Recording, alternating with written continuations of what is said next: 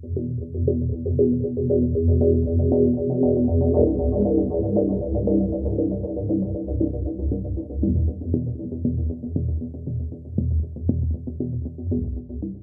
we are going to start our press conference now.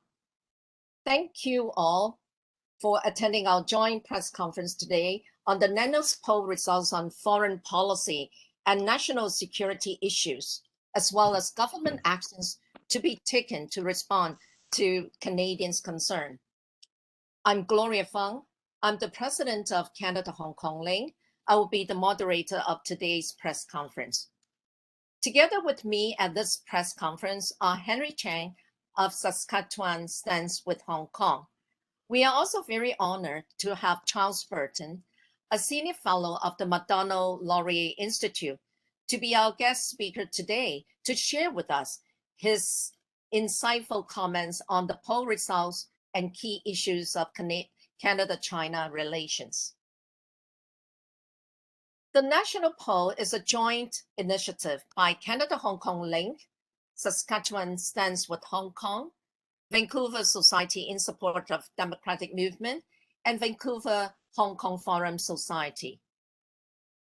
Our objective is to measure, identify, and understand Canadians' opinions on Canada-China relations and related national security issues. We plan to use the poll results to get Canadians' voices heard in this very important election, as well as in the future, and to get concrete actions to be taken by future government or federal parties, MPs, and senators to respond to our concerns.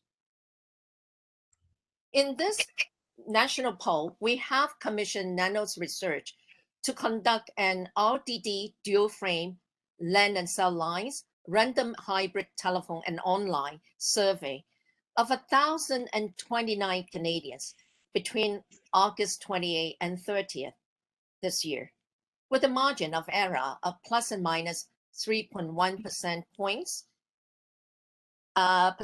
points, 90 times out of 20. And we would like to thank Nanos Research for conducting the national poll for all of us. A total of 6 questions have been asked in the national poll. As a matter of fact, this full report has just been emailed to all media organizations, and we have also posted it on the website of Nanos Research company for your perusal. And if you need the direct link to the report, we are showing the link now on the screen so that you can also click, you can also go online to search for the full report. Today, we are going, we are going to have Henry and myself to report on the poll results of the 6 questions, and then followed by having Charles to analyze and comment on the poll results. For these 6 questions, they are all about Canada-China relations. As you may know, relations between the 2 countries have been strained since the Canadian government arrested a Huawei executive for possible extradition to the US. Shortly after this, 2 Canadians in China were arrested by the Chinese government under allegations of espionage. The Canadian Parliament this year voted to declare China's treatment of the Uyghur population as a genocide. The Canadian government has also issued a travel advisory for Hong Kong due to the risk of arbitrary enforcement of local laws and civil unrest.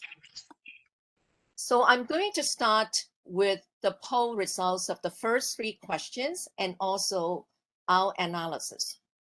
Question number 1, thinking of a possible path forward for Canada, do you think Canada should be more forceful in its relations with China, less forceful, or that the balance is currently about right? Now, when we look at the poll result of this question, Close to 2/3 of Canadians, equaling 63%, want the next federal government to be more forceful in its relations with China. And there's strong indication that Canadians want the government to stand up to China's aggression and bullying. The National Report for More Forceful Relation with China reflects the increasing awareness in Canada that China poses a major threat to Canada and global democracies. Canada's long tradition of silent diplomacy and engagement with China has obviously failed, and the public have taken notice of this failure. Canada should enter a new era of relationship with China. The public expects Canada to show leadership on the world stage and having a backbone rather than continuing to kowtow and be submissive to China. For question number 2, the question is, if a federal party had the strongest stance against China, would you be more likely to vote for that party, less likely to vote for that party, or would it have no impact on your vote in the upcoming federal election? In the current election, it is very obvious that 45% of Canadians surveys say they are more likely to vote for a party that has a strong stance against China, while only 4% are less likely. Canadians are 10 times more likely than less likely to vote for a federal party if it had a strong stance against China. While Canadian voters traditionally care mostly about domestic issues during an election, foreign policy and national security issues related to China resonate with them in federal elections 2021. China is clearly an election issue to the voters. Voters would expect our federal parties to present their concrete platforms on Canada-China relations. Any federal party that fails to do so has clearly lost touch with the concerns of voters. Now, under this question, we can also see that those on the pairings are more likely to vote for a party with a strongest stance. That is 52.5%, followed by BC of 46.8%, and then Ontario of 46.4%, Quebec of 38.2%, and the Atlantic region of 29.6%. Do you support, somewhat oppose, or oppose the Canadian government establishing a Foreign Agent Registration Act, which would require anyone who works on behalf of a foreign government to register with the Canadian government in order to combat the potential harmful influence of foreign governments? On this question of foreign influence, 88% of respondents support or somewhat support the federal government establishing a Foreign Agent Registration Act. And this is a very high percentage. Such legislation will require anyone who works on behalf of a foreign government to register with the Canadian government in order to combat harmful foreign influence. For decades, China and other foreign powers have been incentivizing Canadians to serve as lobbyists on their behalf in exerting undue influence over our government policies that compromise our national security, sovereignty, interests, and values. The 2020 national report released by the Canadian Coalition on Human Rights and Amnesty International provided a comprehensive documentation of the intimidation and harassment of Canadians by Chinese agents on Canadian soil. In our meeting with RCMP and CSIS, they have also acknowledged such foreign influence in Canada. The Foreign Agent Registration Act imposes an obligation on all individuals acting on behalf of a foreign principal to file a return when they undertake specific action with respect to the public office holders. This registry with the Canadian government should be made accessible to the general public through the internet. And this act may apply but not limited to current or former member of the Senate, House of Commons and the staffs, appointees of public offices, commissions, boards, or tribunal. And this act will serve as an effective tool to combat the insidious impact of foreign infiltration and manipulation in Canada's democratic institution. When the new government is formed, we all urge all federal parties to work together to pass the Foreign Agent Registration Act. Our government also needs to work very closely with our democratic allies to exchange views and strategies in combating this challenge. Now, I would like to give the floor to Henry, who's going to talk about the poll results on the remaining 3 questions and also our analysis. Henry, please. Our 4th question was, do you support, somewhat oppose, or oppose Canada excluding Chinese telecommunication company Huawei from building Canada's 5G network? And the results were 64% said they support, 16% said somewhat support, only 8% said somewhat oppose, 6% oppose, and with the remaining 6% saying they're unsure. It was very clear there's a strong majority, about 80%, somewhat support or support, excluding Huawei from building Canada's 5G network. And we'll go on to question number 5. And that question we asked were, do you support, somewhat oppose, or oppose Canada to boycott the 2022 Winter Olympics to be held in Beijing, China? We had 41% that said they support, and 21% saying that they somewhat support, 12% saying that they somewhat oppose, 17% saying they oppose, and the remaining 9% saying they're unsure. There is over half, 62% of Canadians that says they somewhat support or support boycotting the Winter Olympics to be held in Beijing. And this result actually closely echoes the previous reports by Nanos done in August 2021. And we would ask that the Canadian government to take notice of this, to make a decision to whether to participate in the Beijing Winter Olympics. And question number 6, and our last question, is in regards of the COVID-19 outbreak. The question was, do you think Canada has done a very good, average, poor, or very poor job at being transparent about the situation of the first outbreak of the COVID-19 virus in China? Only 2% say it was very good at being transparent, 4% say good, 10% said average, and 24% said it was poor, 56% said very poor, and 4% were unsure. 8 in 10 Canadians say that China had done a very poor or poor job in managing to be transparent about the first outbreak of the COVID-19 pandemic.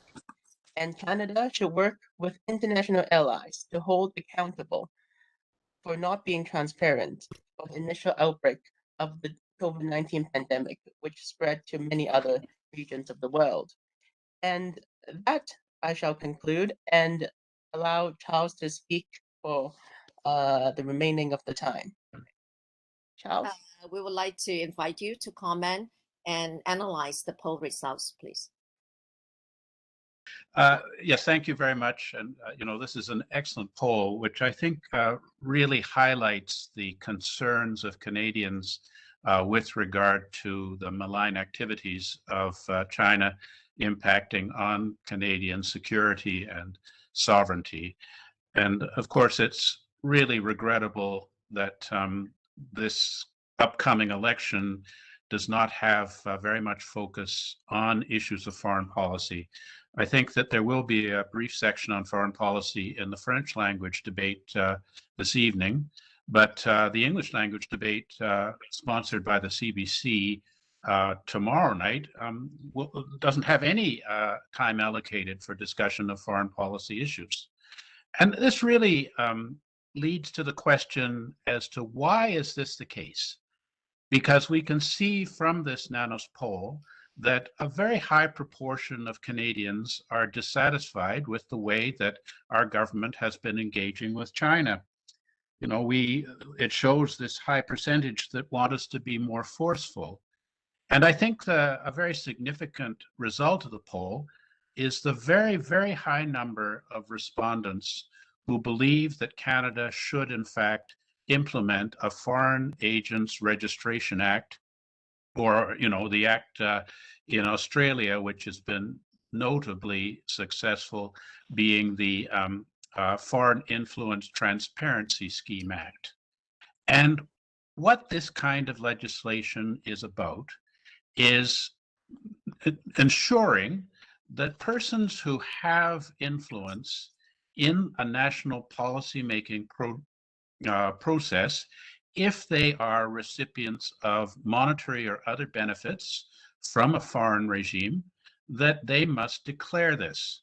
And so, you know, we are aware of a number of ex-politicians and ex-civil servants who are serving on Chinese boards or law firms associated with Chinese large state firms, or you know, on other associations which receive funding from the People's Republic of China. This is, you know, the work of the very extensive operations of the Chinese Communist Party's United Front Work Department, the Tongjian, or in Tongyi Jianxian Bu, the Chinese Communist Party's United Front Work Department, which operates out of the embassies and consulates throughout Canada. So in addition to attempting to influence and control persons of Chinese origin in Canada, or Canadians of Tibetan and Uyghur origin, or the students in Canada under the you know, the Chinese Students and Scholars Association, the United Front Work Department also has a mandate to try and engage with people who have influence in the Canadian policy process, who would be amenable to benefits from China. And I think it's pretty clear that once you start receiving benefits from China, there is an expectation that the Canadian will support Chinese purposes in Canada. And so what has been the consequence of what I would regard as very effective operations of the United Front Work Department and associated Chinese communist organizations in Canada, that means that we really, really need a Foreign Agency Registration Act? Well, you know, if you look, for example, in the early years of the Trudeau administration, there was a matter of approval of a Hong Kong company called ONET to acquire a Canadian company called TFL. This was a company which has very high technology in laser fiber technology. This is a technology which is applicable to directed laser weaponry. So in 2015, at the recommendation of Canada's security services in July 2015, the Harper government disallowed the acquisition by this Chinese state-associated Hong Kong firm of the Canadian firm with the technology which could be used to promote China's weapons program, and, you know, would cause further concern over China's intentions with regard to Taiwan and in the South China Sea. But in November 2015, the Trudeau cabinet decided to revisit the decision and approved the acquisition of this technology by the Chinese state. The question really is, why is it that the Trudeau cabinet decided to revisit a previous decision of the previous government at the recommendation of security agencies? What was the what was the motivating factor? And I would suggest that this is really about the influence of people in the policy process who are receiving benefits from the Chinese state. There really is no other explanation than the PRC really wanted this weapons technology and wanted the Canadian government to approve it, even though our security agencies had not approved it. And similarly, other nations have barred the Huawei 5G technology on the basis that it poses an unacceptable threat to their national security, but Canada has not. Why is that? Or, why was it that when Parliament had a resolution to declare the Uyghur genocide as a genocide as decided by the United Nations Convention on Genocide, that the Prime Minister and his entire cabinet abstained on this resolution, sending a clear signal to the Chinese authorities that Canada would not be acting to counter genocide? Or why is it that Canada is not being more proactive as other countries are with regard to providing refuge to Canada for persons in Hong Kong who have become under risk due to the imposition of the national security law? Nor has Canada asserted the rights of the 300,000 Canadian citizens in Hong Kong who, under the law may be regarded as Chinese nationals and their citizenship not fully asserted because China does not recognize foreign citizenship of persons of Han ethnicity who are resident in Hong Kong. Canada has made no strong statement on this matter. Or why haven't we actually done something to get Kovriken's favor out of China? It's defined in lip service as our primary foreign policy priority. But in fact, if you look at the way the government's behaving, it appears that it's not only not Canada's primary foreign policy priority, but is in fact not even Canada's priority with regard to China. The real priority seems to be preserving the interests of Canadian investment and trade with the People's Republic of China. So, we haven't taken any action retaliatory to China's economic coercion with regard to the agricultural commodity exports to China that China imposed spurious tariff barriers over, with a view to trying to pressure our government to interfere in the judicial process regarding the extradition of the Huawei CFO Meng Wanzhou. Nor have we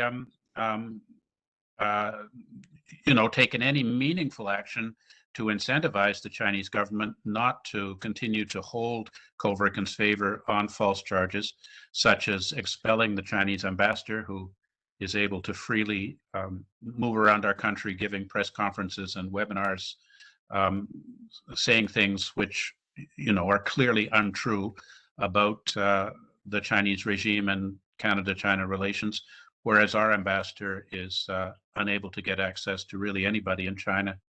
We can't even get proper consular access to Kovriken's favor, I think, is a further means to pressure us, and for whom there is no reciprocity.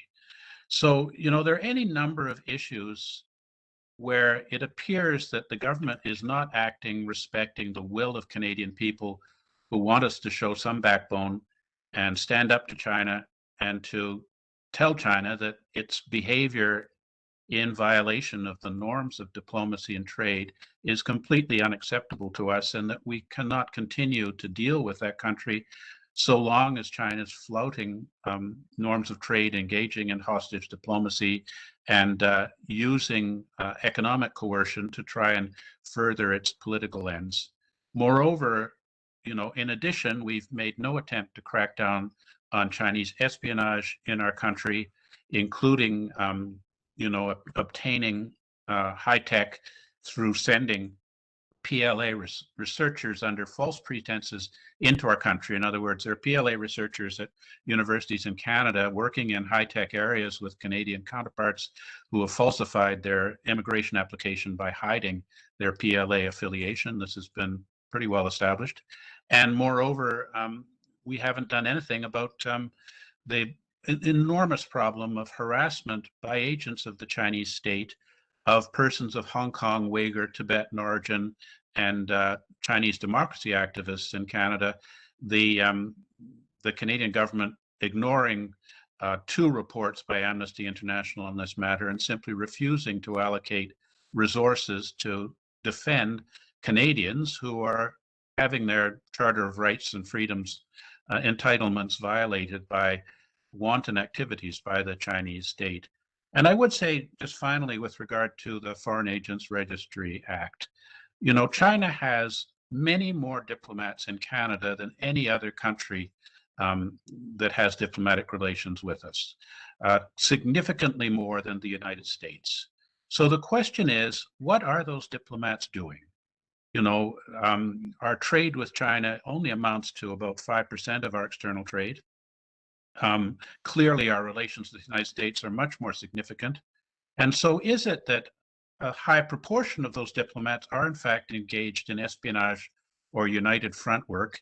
And why is it that we are not declaring those people persona non grata? And I think it's the same issue, which is that, you know, there are people who are active in our policy determination process who insist that the most important thing in Canada-China relations is the promotion of Canadian prosperity through trade and investment, and that all of these other things, harassment of Canadians, espionage, high-tech transfer to Chinese military purposes, Huawei, should be subordinated to, you know, a monetary benefit to a certain small proportion of the elite. So I would just say just one final thing with regard to the COVID issue. It's clear that most Canadians have figured out that we cannot trust the Chinese regime. They have dissembled over the origins of COVID. They are refusing to allow a proper investigation of the origins of this disease. They try and defer responsibility to the United States by suggesting in a ridiculous way that the COVID originated in Fort Detrick in Maryland. You know, I watch the Chinese national news every night, the Xinwen Lianbo, and they are constantly harping on how COVID really came from the US. This is ridiculous. So if we can't trust the Chinese regime on something as fundamental as trying to find out in the interests of global health, the origins of this pandemic, how can we trust China on anything else? And I think the results of this survey make it very clear that Canadians don't feel that our government can rely on trust and goodwill in dealings with China. And therefore, it's important that we change our approach to one of working with like-minded allies to come up with a common front to try and ensure that China gets into compliance with international norms of diplomacy and trade, so that Canada continue to thrive as in relations of equality and justice and reciprocity in the rules-based international order. So I thank you very much for sponsoring this survey. I think it should be sending a message to decision makers in Ottawa that Canadians really want to see a reset with China. And I hope that after the election, we will see that happening. Thank you very much, Charles, for your very insightful comment and analysis of our poll results. Now we are going to move on to the question period by media. I would like to explain a bit of our rules. So if you would like to ask a question, could you show your hand in the chat room so that our operator can unmute you, and then you can ask your question. When you before you ask your question, please introduce your name and also the media organization you represent, so that all of us know whom you represent in asking the question. And so we would like to start our question period now. We have Andrew Chen, please. Thank you very much. I'm Andrew from the Epoch Times. And my question here is, I was wondering, do you think the major federal parties have adequately addressed the Canada-China relations in their 2021 election platforms? And if not, can you express how and why they have not adequately addressed, and what do you think are lacking? Thank you. I think that there is an attempt by the Chinese regime to suggest that all persons of Han ethnicity in China, whether they speak Cantonese from Hong Kong or Mandarin from having come from mainland China, are supporters of the Chinese Communist project, and that criticizing the People's Republic of China is a form of racism against our Chinese Canadians.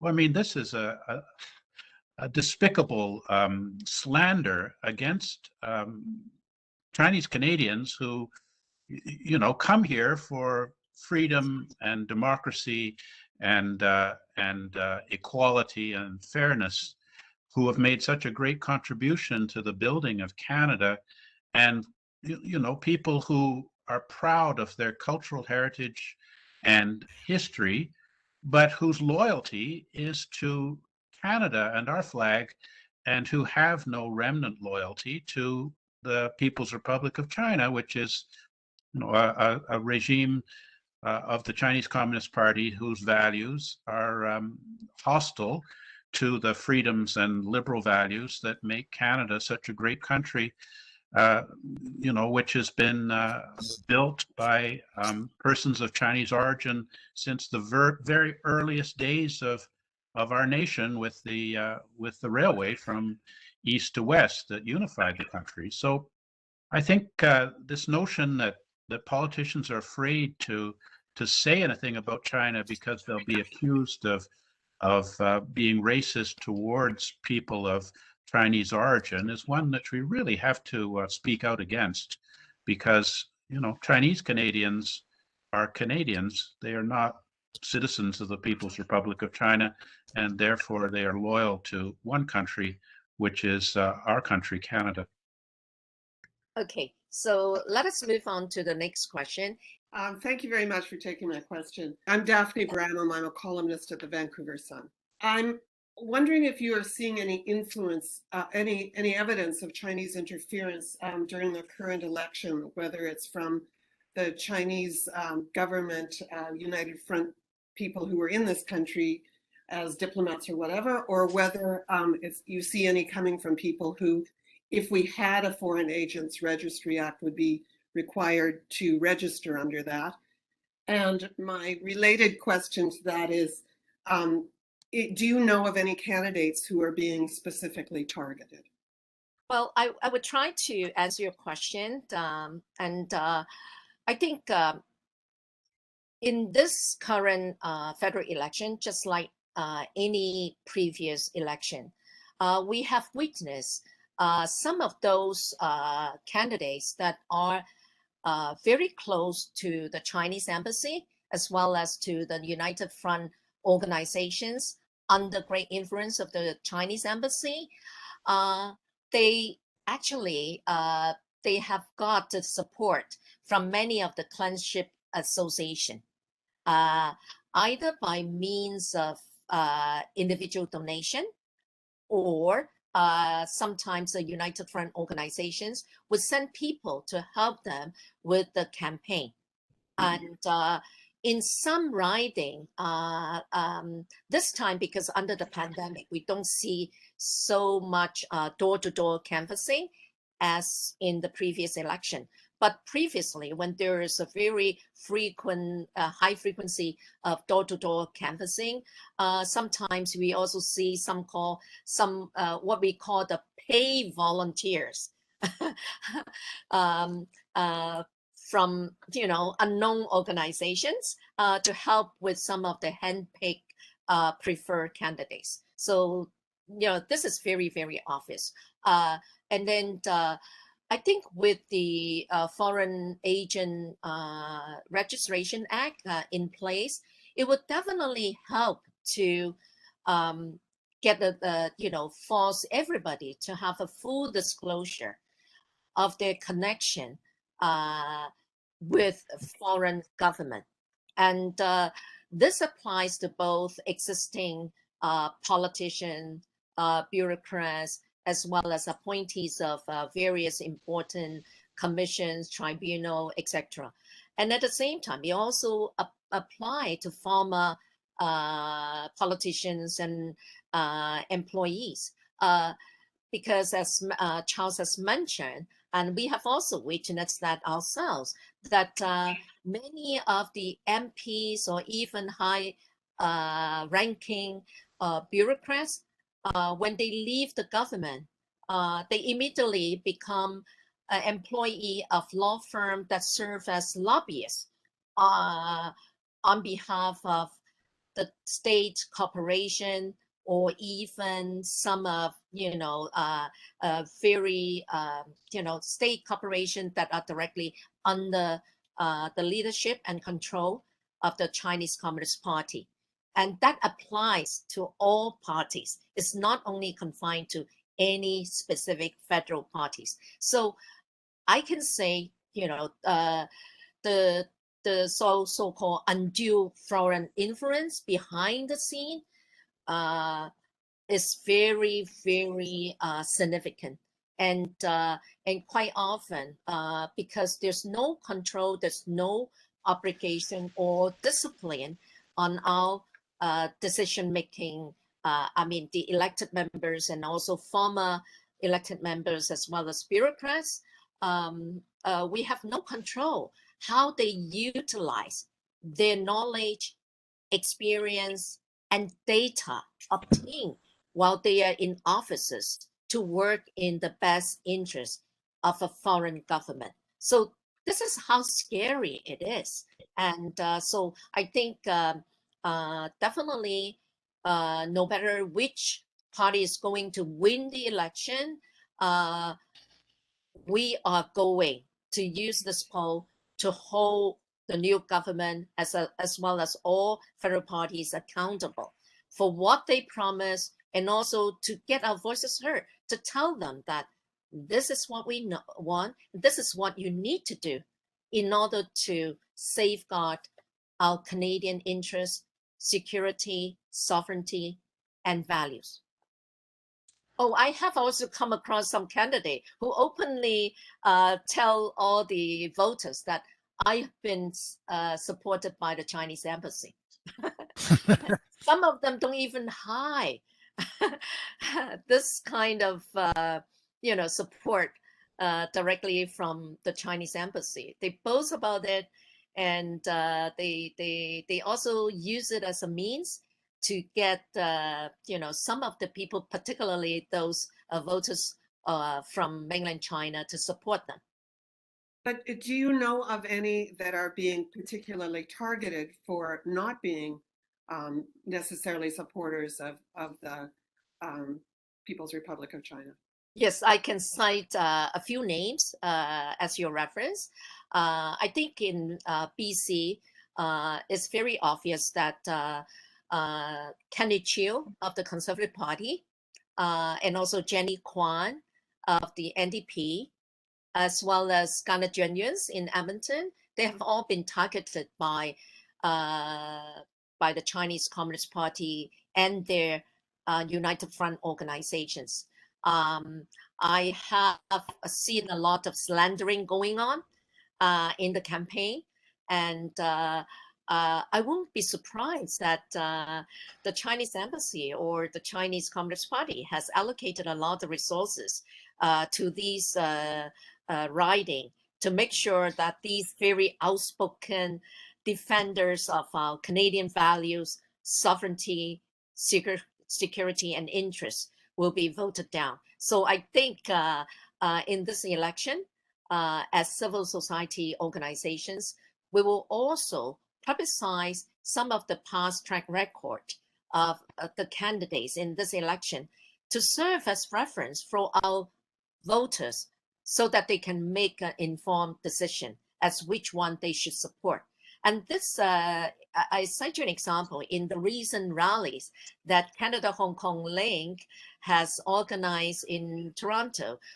Each time, even under the pandemic, just over the past 3 weeks, we have close to 700 people attending our rally on a weekday night.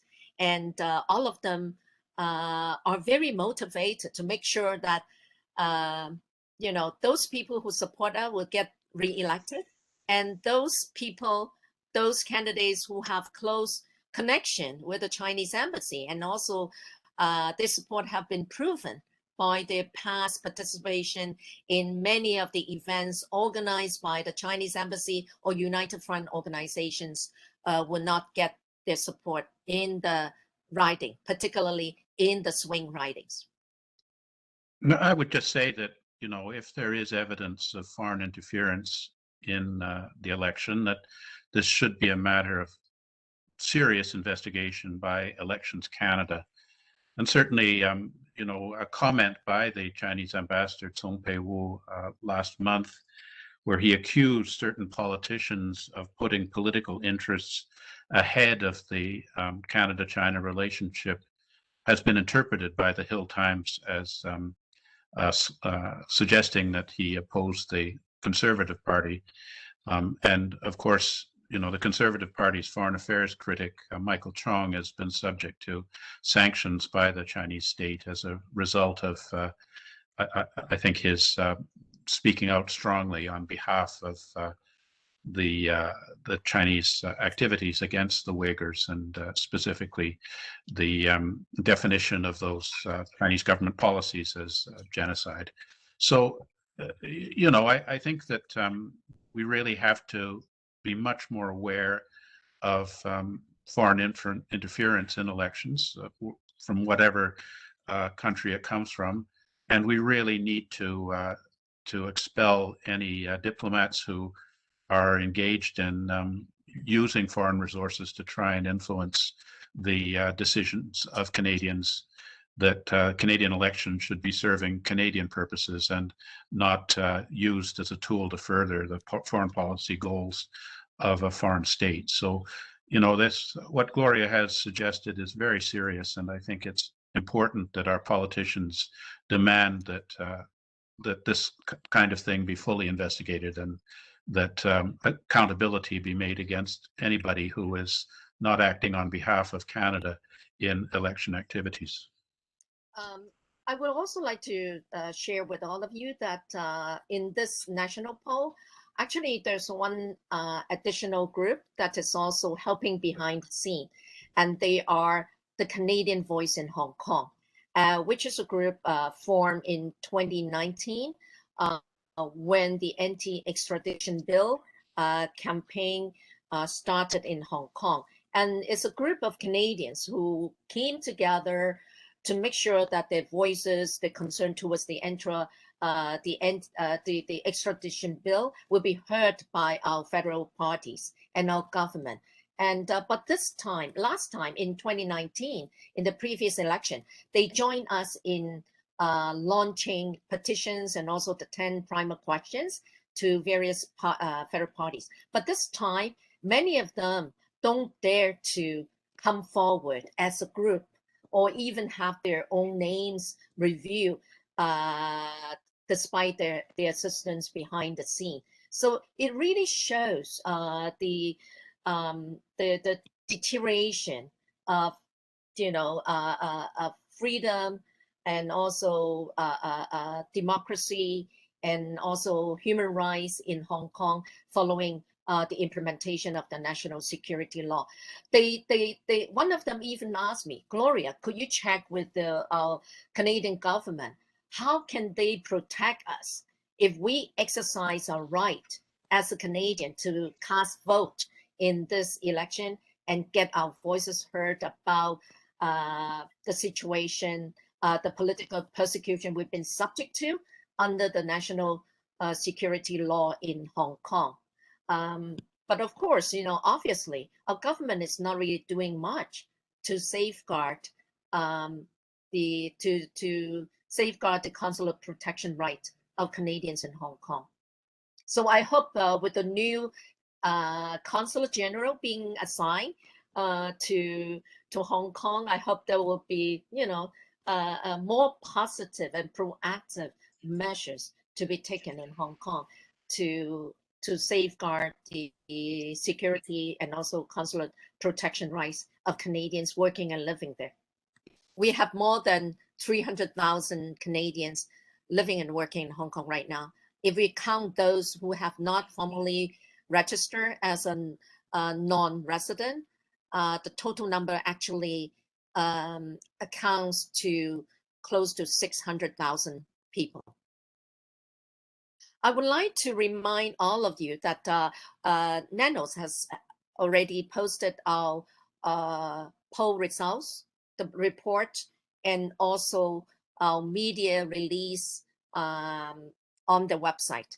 And we have an official media release, and you can get access to it by going onto the website. And so if you are interested in conducting a one-on-one interview with any of us here, you're most welcome to contact me, and I will direct you. I will provide their contact number to you. Thank you so much again for your attendance of our press conference. So thanks again for your attendance. Bye, everybody. Thank you. Bye-bye.